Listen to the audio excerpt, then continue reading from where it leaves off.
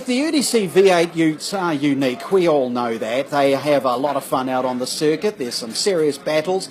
There's also the pressure of wanting to do well in championships. But there's also such a large part of this category where it is just purely and simply shits and giggles. That's really what it is.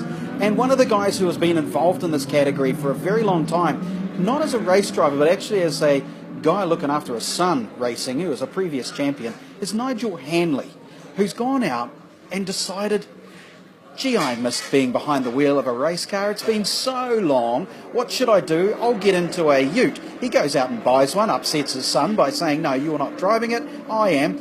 And Nigel, here you are. So let's try and really work out the first bit. What on earth were you thinking? I sold my race car in 2001 because the kids were getting pretty good at go-karts, so we needed to go national, and it was just sitting there collecting dust. So Chris is having a year off to play golf after Super Tours last year, and I still wanted to be with the boys and have some fun, so I thought, oh well, I might as well dust off the helmet, which apparently I wasn't allowed to use anymore, so I thought I'll dust off the overalls, but I wasn't allowed to use those anymore.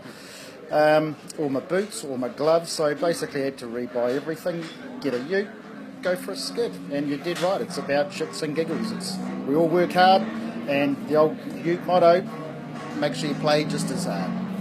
And that seems to be the case, because you haven't come in here as a rookie. Well, you are a rookie, but my goodness, talk about results. Yeah, I was a bit disappointed with Pukekohe, but I picked the car up on Wednesday and drove it on Friday. So after 13 years of not sitting in the seat, I can't believe how much I'd forgotten.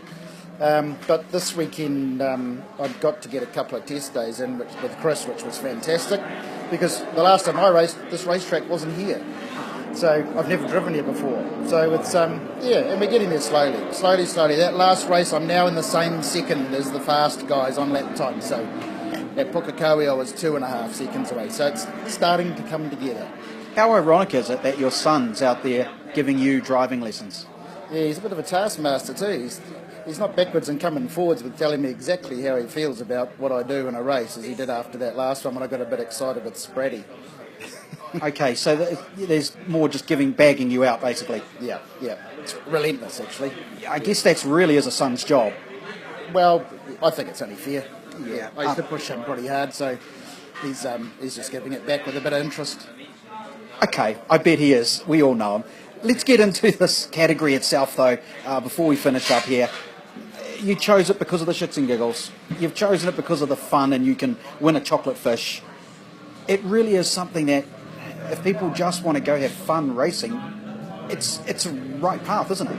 Oh, it's unbelievable. It's I mean, these boys play for keeps. Don't get me wrong. It's all fun, but when the helmets are on, it's a different set of rules out on the track. They don't muck around, which is a bit of a sensory overload for a poor old fella like me. I'm the second oldest in the class after Dave, but it's just, as soon as you come out, you have a beer and, you know, everyone's laughing and carrying on, and it's good. You know, they're 400 horsepower, they're a bit of fun, they've got enough horsepower to scare you, especially in the wet. It's a great class. I couldn't recommend it enough. It's just people having fun, which a lot of classes these days are lacking. Lacking. I tell you what is not lacking.